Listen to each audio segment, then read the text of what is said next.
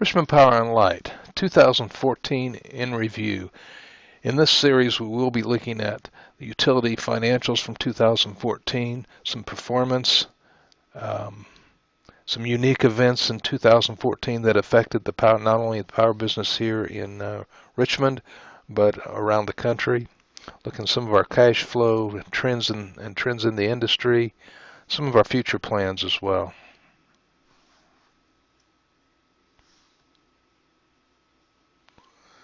I want to start out by looking at total electric sales in 2014. As you can see, 2014 versus 2013, all in all, we did not have a great year last year. Our total electric sales were down, and there are some reasons for that, and we will be looking at them in this series. Total, though, $77.6 million in 2014 versus $81.3 million in 2013. That's almost a 4.5% decrease over the year. Total revenues, 78.5 versus 82.3 in 2013. We did budget for 84.4 million altogether. We did miss that mark.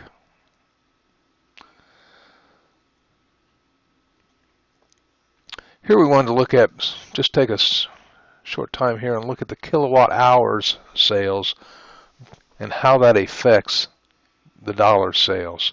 If you can see on the bottom line, 887,157,000. Those are kilowatt hours versus 891 in 2013, a 0.5% drop. But that evaluates cash-wise to 77.6 million versus 81.3 million in 2013, a 4.5% drop in cash. And here's one of the reasons. 2014 temperatures. Average temperature rankings through August of 2014 were near their lowest since 1895. I believe that's when records were starting to be kept at that point. And that data comes from the National Oceanic and Atmospheric Administration.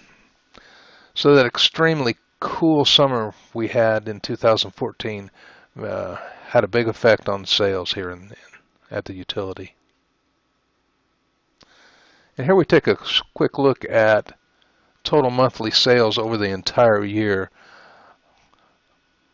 The line along the bottom is the months. The line on the left is in millions of dollars. So we started out, you may remember that we had in January and February just a brutally cold winter. Well, that drove sales up for those 2 months in January and February. Many times utilities just run on the extremes in the weather. However, if you look at those, the blue line is 2014, the red line is 2013. If you look at sales in general, even though we started out very high here in January and February, and it looked like a blessing in the beginning in terms of just cash sales, but notice that cool summer dropped down, and for quarters 2 and for quarters 3, we were well below what our average sales are for those times of year.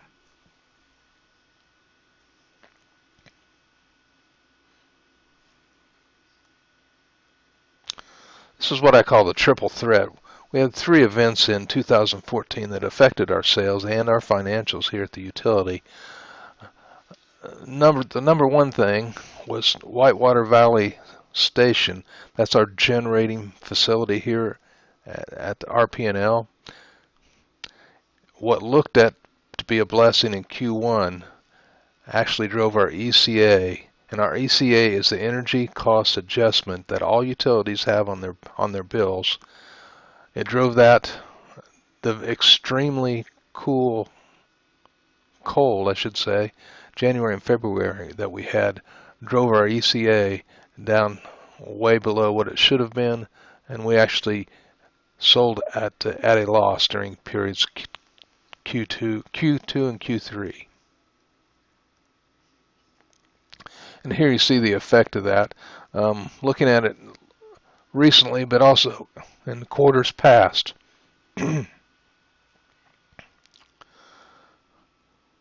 We've started experiencing wild swings in the energy cost adjustment. And I'm not sure how well you can see this at home, but this goes all the way back to 2002 through the present, through the third quarter of 2014. So a lot of our businesses around town, commercial and industrial in particular, had a rough time budgeting for those quarters because of the swing in their electric bills. Also, that cool summer that we've been talking about made for low sales, very low sales.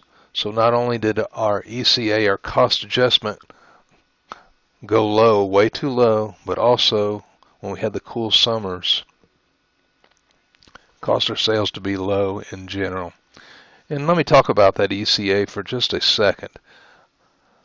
The ECA is an energy cost adjustment. All utilities have them. It's regulated by the IURC. It makes sure that the utility has enough revenues to operate and keep above board, but it doesn't let it get too high either. So it won't jump up real high without some repercussion in that ECA. And what happened during that year, Q1, and that's controlled by a financial tool called the tracker. The tracker looks at our sales and tries to estimate out through the next quarter, 3-month quarter, what it thinks our sales should be, and it also looks back and looks at what the sales and if there's any things to fix in that quarter before. So the ECA came along and looked at the tracker and looked at our extremely large sales in Q1 of 2014, and the effect was it said, hey, we made way too much money in that one quarter. We're dropping that ECA down to balance things out. Had we had a normal summer, we'd have probably been all right cash-wise, but we didn't. I also like to throw in the depreciation. Those are non-cash issues that find their way to our bottom line. Depreciation on plant equipment, vehicles, etc. It shows on our income statement, but it's not cash, and cash is what we are looking at in this presentation. So we begin to look at our expenses for 2014. And you can see in 2014, $83.3 million in expenses. We had budgeted for 82.9, so slightly off there, versus 81.170 in 2013. If we look at our total operating revenue and total operating expenses and other expenses, we begin to get closer to our bottom line. So looking strictly at net income only, in 2014, we show a deficit of $4.8 million versus 2013, where we did show $1 million in revenue. This is our transfer to the city, our pilot, monies we pay back to the city. Pilot stands for payment in lieu of taxes. And you may notice down here on the bottom, our total payment back to the city is $2.139 million a year. So we add in our capital costs for keeping our part of the grid stable and operating, our debt expenses, and we do have one bond out there, and then add back in our depreciation. And our bottom line net cash flow for 2014 was 3.148 in the negative. So where did that $3 million go? We're going to be looking at that.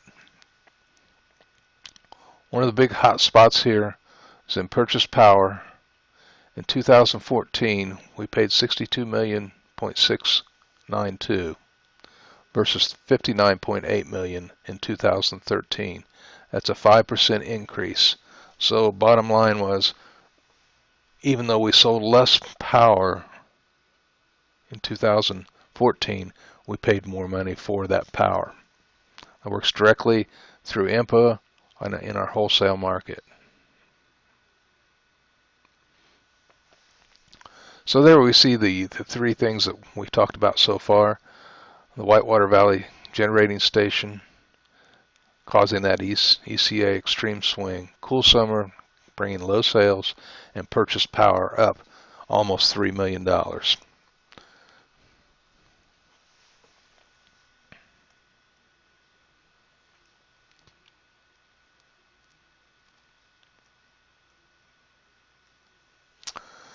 Moving along here, we do look at expenses in 2014. I've broken everything out in a pie chart to show where our money actually goes to running the utility.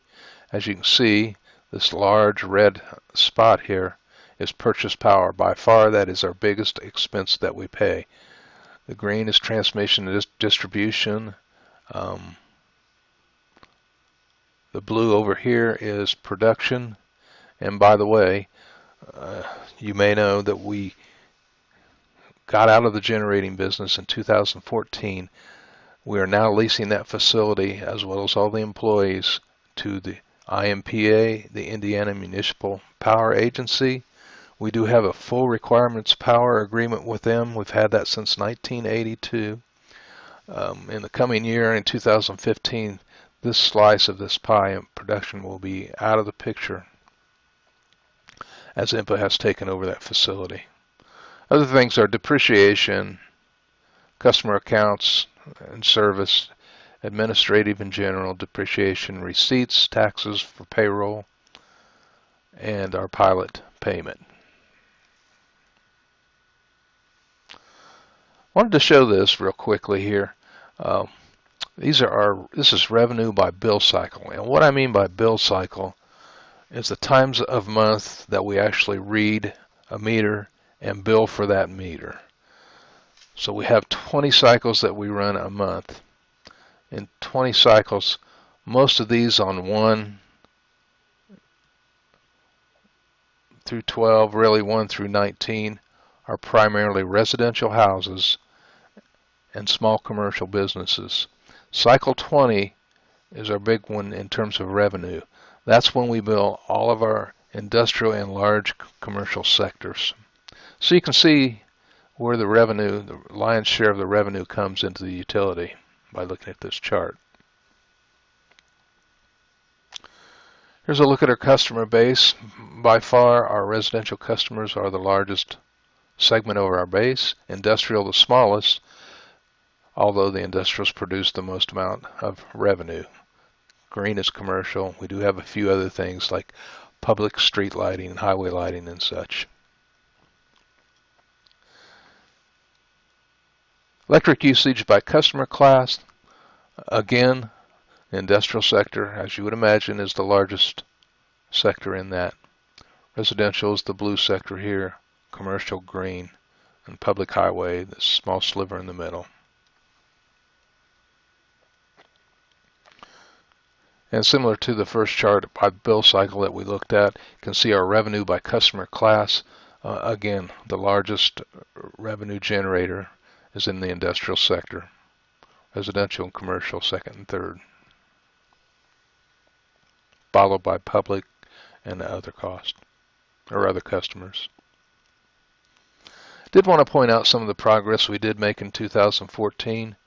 We're constantly trying to look at our infrastructure here in the city of Richmond, keeping that up to date, keeping that everything working well on that end.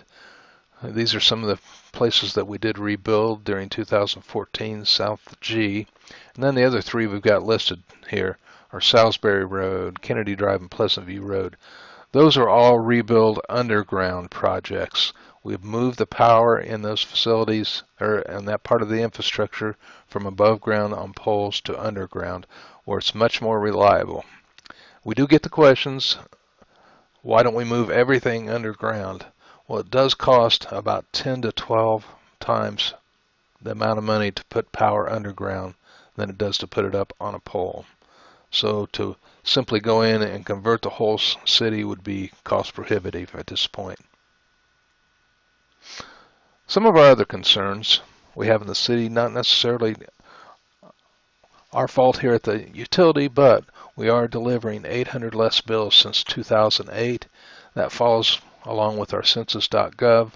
Look at the population. We have had a 6.5% drop in population since 2000.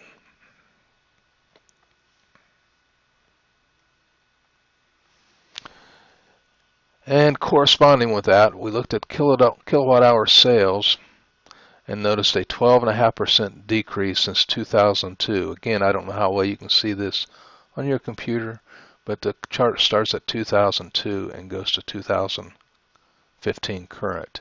So we have noticed a significant drop in kilowatt hours usage.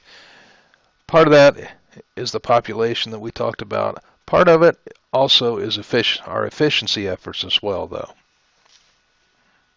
Efficiency efforts, light bulbs, efficiency efforts in some of our plants around the city, commercial businesses, watching their power usage.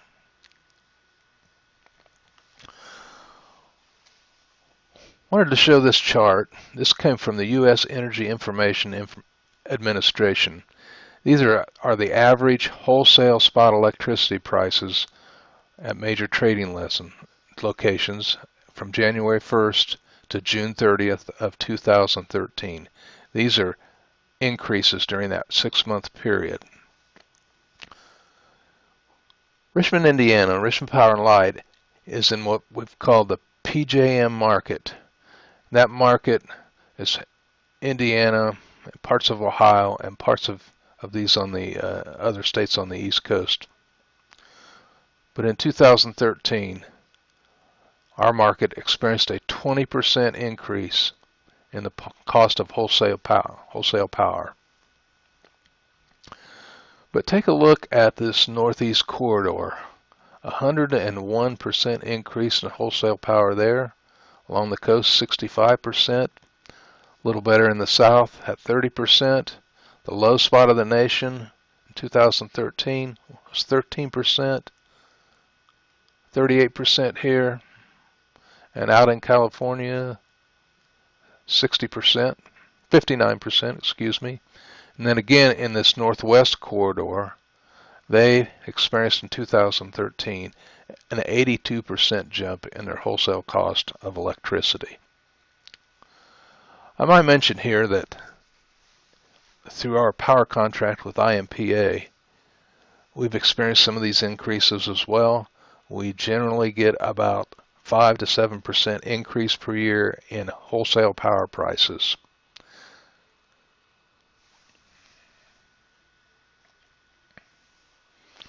Now, this is from the same agency, administration. These are average wholesale spot electricity prices at major trading locations. This is 2013 versus 2014. Notice here in our PJM market where we operate, we saw a 39% increase in power, in wholesale power. That falls very much in line with what we've experienced from our wholesale provider, IMPA. We've experienced a 39% increase in our price in about the last 5 to 7 years. So not quite as quick as the rest of the nation, but we are experiencing increases. Up in that northeast hub, another 18%. 19% along the coast, 22% in the southern. Again, the low spot of the nation were this area in Texas and the southwest at 13%, 18%. Another 17% out on the coast in California. And then the northwest corridor saw a 3% increase in their prices. But keep in mind, the year before, they had an 82% increase. Same way with the Northeast Hub, another only 18% in 2014 versus 2013, but they'd already had a 101% increase. over the year, in the year before. Well, what does that mean to us here in Richmond, Indiana?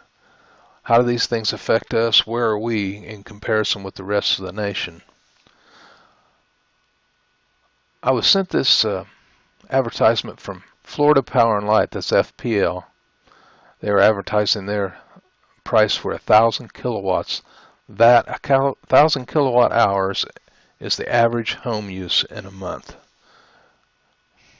And they are comparing their price to the national price for 1,000 kilowatts, which is $130.54.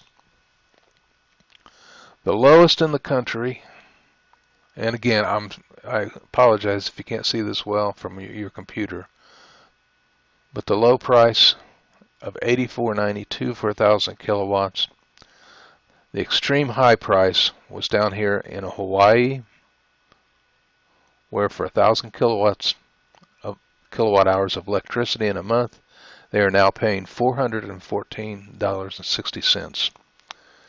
These are the states listed down the side. Indiana comes in pretty close to the middle.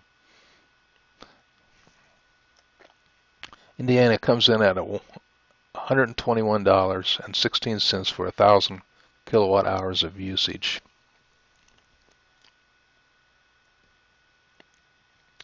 However, here at RP&L, at the time of this publication, we are paying $96.92 for 1,000 kilowatt hours.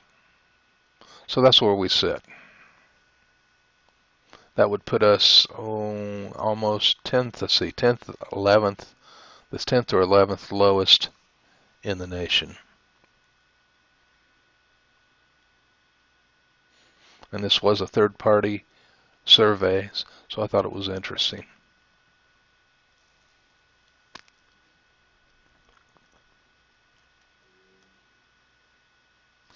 In this last section of this presentation, we will be looking at some of the trends in the industry, some of our future plans, how we intend to deal with the changes in the industry.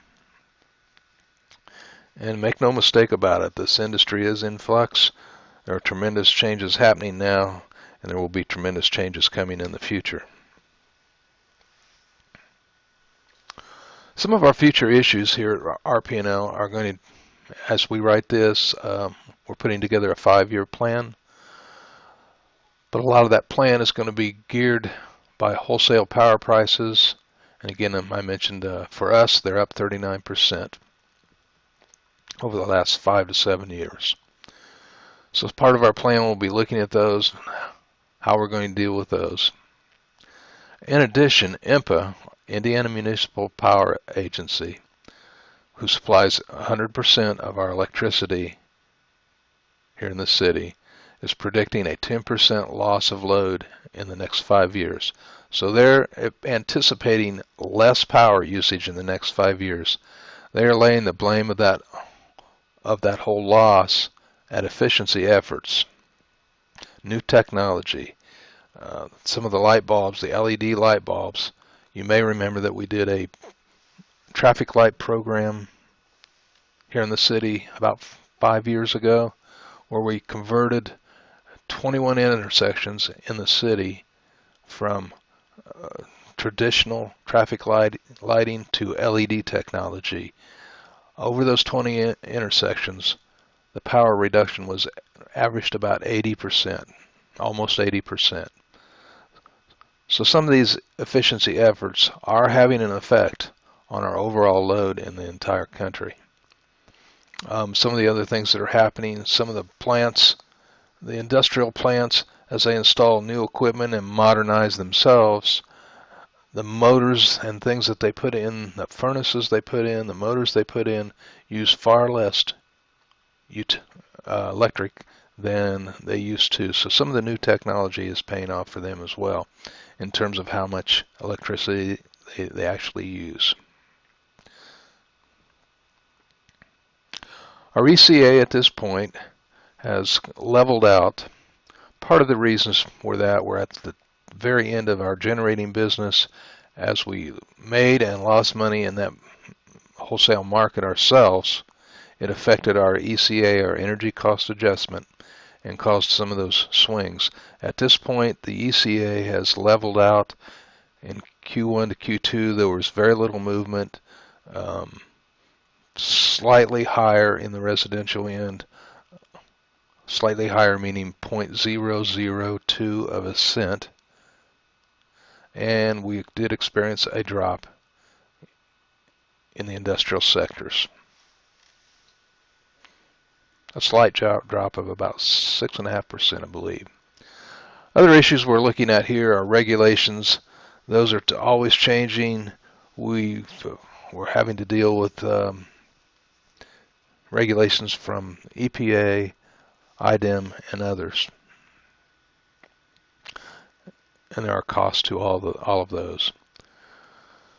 Distributed energy. This is something we're looking at and have been anticipating, and for the past few years we've said it's down the line, but it's starting to show up now. Distributed energy is going to be a wave and a trend of the future. Home and business rooftop solar is really starting to take off now and have an effect. We are looking at putting a solar roof on the 7th Street Park that is part of the Stellar Grant here in the city.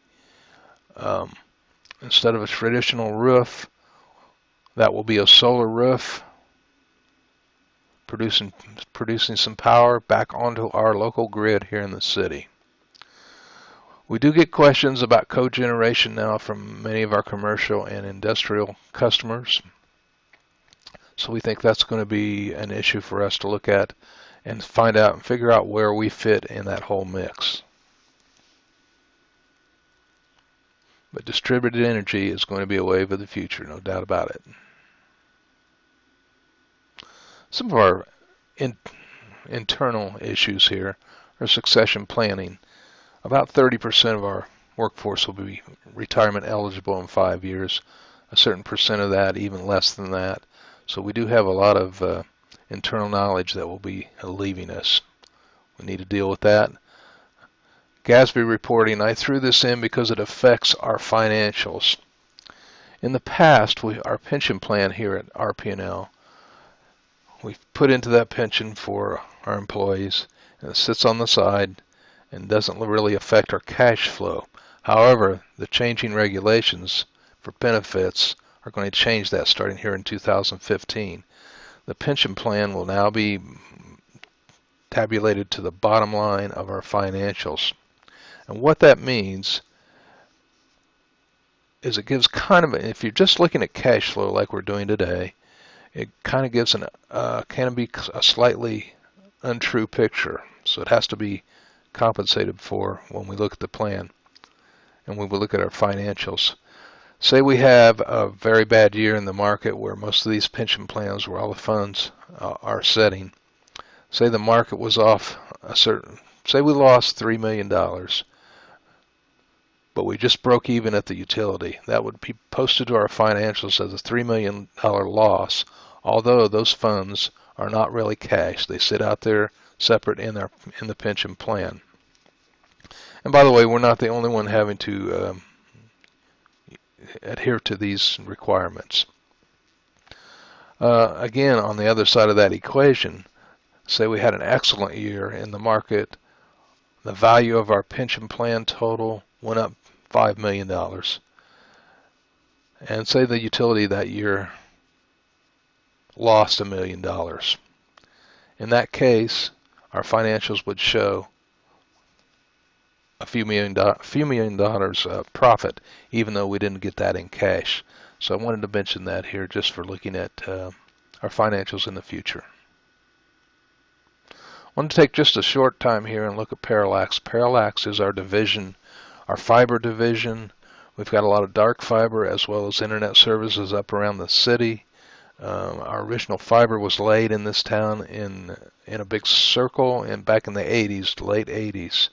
Over the years, Parallax has expanded that fiber service to and around the city. We supply many businesses directly with fiber now. We consider it a great economic development tool for the city. Anyway, revenue for 2014 was $1,000,001 versus slightly $1,114 versus $1,104 in 2013, so slightly up. Our expenses were about the same. Strict net operating income then put them at a $24,201 advantage in the black. However, Parallax pays a loan to RP&L. That original loan was made back in 2001. They still pay on that.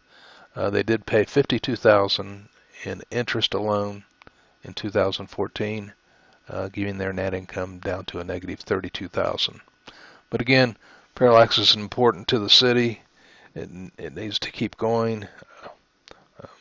No business can come into town anymore. They all look for high-speed internet. So that's an economic tool for the city.